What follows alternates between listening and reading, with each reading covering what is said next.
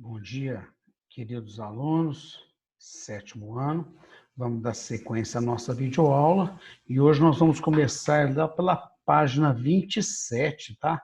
Abolição da escravatura e suas consequências para a população afrodescendente, tá joia? Então nós vamos ver dessa forma, já está aqui na minha tela, né? Essa abolição e quais foram as mudanças que foram processadas devido a esse período, tá? Primeira coisa, eu tenho aqui, você observou que a luta de escravos pela liberdade era um fato. Observou, além disso, que as condições históricas europeias haviam mudado, o que fez com que os interesses da participação do Brasil nesse processo também mudassem. Já comentamos também a importância dessa ligação para o nosso país. Então, quais foram as mudanças processadas lá na Europa e ocorreram em função do quê? Primeiro, a necessidade cada vez maior de ampliar mercados consumidores para países industrializados, o que ia de encontro com o fim da escravidão, já que os escravos não podiam estar na condição de consumidores. Esse foi o primeiro etapa. Ou seja, o escravo não ganhava, né, para trabalhar, era escravo, não era um mercado consumidor.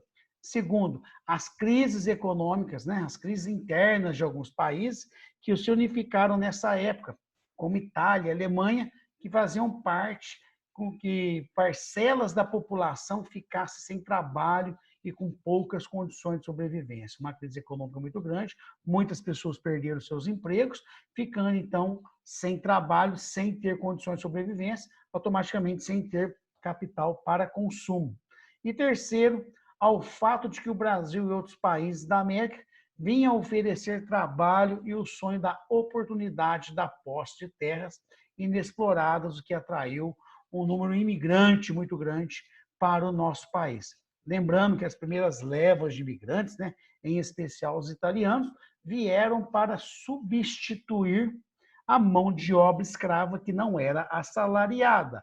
Dessa forma, chegando os italianos, em especial esse grande contingente, começa a chegar no Brasil um novo trabalhador que vai dar origem a um novo mercado consumidor. Está lá. Ampliação da mão de obra para atender o cultivo do café, como já vimos, acabou criando um ambiente que favorece os ideais abolicionistas que circulavam entre várias esferas da população, intelectuais, políticos, empreendedores, menos tradicionais. A partir daí, leis iriam libertando, sempre segundo os interesses econômicos, tá? Em confronto, a população escrava afrodescendente, ou seja, aos poucos vinham sendo libertos esses escravos. Essa liberdade, no entanto, não veio acompanhada de qualquer assistência aos novos libertos, nem por parte do Estado, nem por parte da igreja ou de qualquer outra instituição.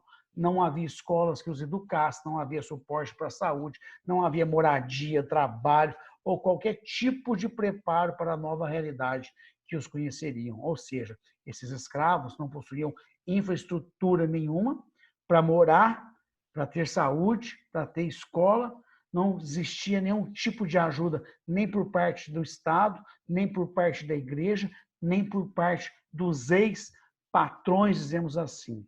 Assim, a situação de vida dessa população ficou ainda pior.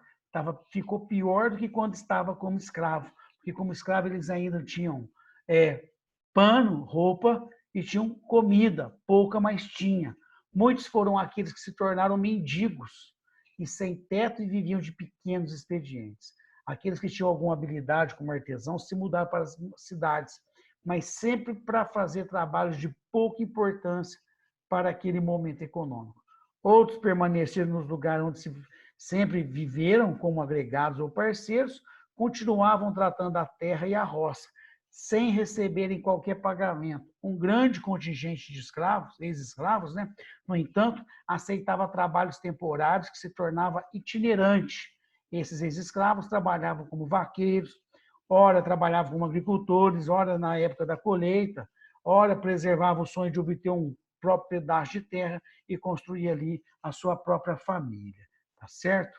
Então, nós vamos ver aqui o seguinte, não foi por acaso, portanto, que durante o século XX tenham reivindicado suas terras, fosse exigindo a reforma agrária, fosse na luta pelo reconhecimento e posse das terras dos quilombos, como se nós estamos vendo aqui hoje, né?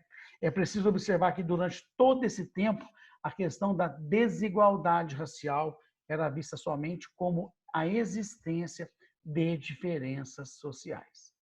Nos anos de 1980, os movimentos urbanos de defesa de direitos de minorias se tornam visíveis. A mobilização dos negros e seus descendentes se fortalece.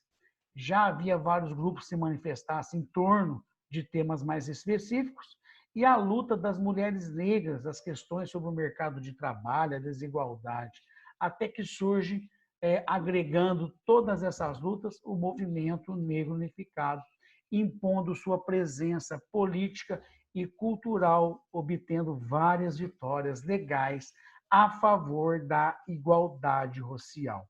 E uma dos grandes auges das conquistas foi o chamado Estatuto da Igualdade Racial. O que significa isso, né? A participação mais organizada da população negra na defesa dos seus direitos permitiu algumas conquistas. Então, vem um cronograma, né? Em 1980, por exemplo, houve a criação de órgãos de assessoria em todos os níveis administrativos. Em nível federal é criada a Fundação Palmares, que é ligada ao Ministério da Cultura. Essa Fundação Palmares, com base lá no Quilombo dos Palmares, seus remanescentes, trazendo, então, uma valorização da cultura negra no nosso país. Em 1988, com a nova reforma constitucional, houve políticas que prevêem a criminalização do racismo. A partir daí, nós vamos ver que começa a surgir, então, as primeiras leis protegendo o negro contra o possível racismo.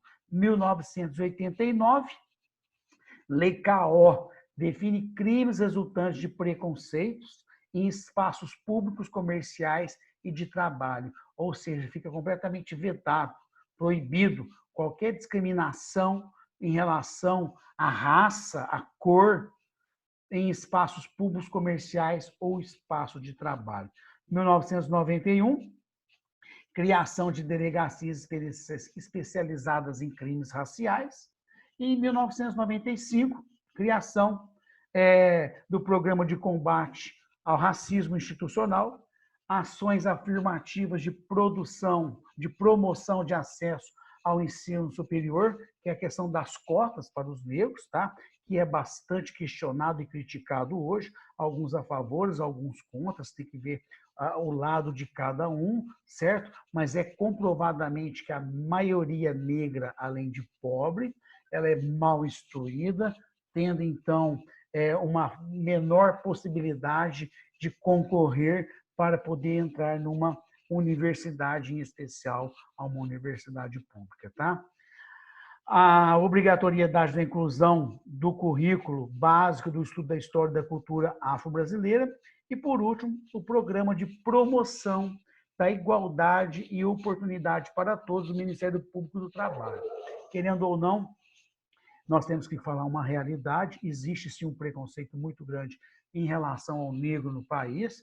Nós vamos trabalhar com alguns dados estatísticos daqui a pouco, onde nós vamos ver que se você pegar salários entre brancos e negros em mesma função, o negro acaba tendo um salário menor. Mulheres negras têm, além de salários menores, a quantidade de pessoas desempregadas é muito maior do que as brancas, por exemplo. Então, nós vamos ver que existe realmente um preconceito muito grande ligado à questão desse preconceito relacionado ao negro no nosso país. Aproveitando aqui, vocês já vão marcando, né, para executar a tarefa 12, tá lá, que fala sobre o Estatuto da Igualdade Racial. Vai lá no final da apostila, vocês vão fazer a tarefa, vão fotografar a tarefa e vai mandar no nosso grupo de geografia e coloquem as tarefas com seu nome e seu número, correto? E a partir de agora, nós vamos entrar nos tempos atuais. Como estão essas populações hoje? Então, está aqui, né? O resultado do censo de 2010 nos mostra que, apesar de já ser predominante no Brasil ou seja, 51,7% do total da população, a população negra ainda sofre com as desigualdades sociais. O IBGE define como negro tanto o pardo de ascendência africana quanto o preto. Eu não gosto muito de utilizar a palavra preto, né? Demonstra um certo racismo, mas quando se fala em cor, é a cor preta. E os pardos também, que é essa miscigenação, também são considerados negros e pretos. Os dados do Instituto apontam que a violência, uma das maiores causas dessa desigualdade, violência contra a mulher, contra os jovens e crianças e a marginalidade. Mas ainda outros itens podem ser assim considerados, como a desigualdade de renda, acesso à saúde e acesso à educação. Então, através dessa tabela comparativa de renda, né, nós temos aqui de 2013 até 2013, um total por regiões. Nós vamos ver que há um predomínio dessa população na região Nordeste, Recife e Salvador. Depois nós vamos ter uma minoria na região de Porto Alegre, no Rio Grande do Sul, onde quase não houve essa miscigenação entre brancos e negros. Tá? Então, eu tenho aqui a população branca, eu tenho a população preta parda, nós vamos ver, então, que ela se concentra em maior quantidade nessas regiões que eu falei agora há pouco, e depois eu tenho aqui o gráfico demonstrativo. Quando eu falo nesse gráfico demonstrativo, vocês vão responder as duas perguntas que estão se referindo. Tá, lá, eu tenho o gráfico comparativo aqui. Eu tenho distribuição dos estudantes de 18 a 24 anos de idade por nível de ensino, frequentando o segundo, a cor ou raça. Então, eu tenho aqui o ensino fundamental, o médio regular e depois o ensino superior. Então, nós vamos ter, desta forma, o gráfico comparativo de saúde, né? O branco, por exemplo, tem quase 75% acesso à saúde. O negro, né, tem aqui quase 70%. E depois eu tenho aqui o pardo, somente aqui a um pouco mais de 65% acesso à saúde. Nós vamos ver que, quando se fala na questão dos negros, né, nós vamos ver o acesso que eles possuem ao ensino. Quanto maior o ensino, ou seja, o ensino superior, menor é a quantidade de pessoas negras no ensino superior. Então, tá lá. Você diria, né? Já vou ter uma resposta junto aqui. Você diria que a situação da população afrodescendente já é igual da população branca? É lógico que não, né? Vamos justificar nossa resposta. Por quê? Há uma grande diferença, né, igual está aqui, ó, entre a realidade de ambas quanto à renda, o que faz com que também seja diferente entre as duas populações ao acesso à saúde e à qualidade. Ou seja, nós vamos ver que realmente eu posso comprovar. Eu posso comprovar vendo pela quantidade de negros que nós temos estudando em nossa escola. Nossa escola é uma escola particular, que tem que ser paga, né? E nós vamos ver, se nós pegarmos desde do maternal até o terceiro ano do ensino médio, a quantidade de negros é pequena. É para completar e confirmar que o acesso realmente à renda e à educação são muito menores se comparados às pessoas brancas, tá? Isso não deveria existir de maneira alguma, mas é uma realidade que acontece. E depois, na segunda pergunta, está aqui. Comparando o censo do ano de 2000 a 2010, houve avanço em relação à qualidade de vida da população afrodescendente? Sim ou não? É sim, principalmente através da criação das leis de igualdade social, que é o Estatuto da Igualdade Racial, ou seja, leis específicas de cotas de trabalho e educação que permitiram melhoria nas condições de vida da população, embora estejamos ainda longe da igualdade de fato. Vou parando por aqui, aguardo vocês na quinta-feira, tá joia? Fiquem com Deus. Tchau, tchau.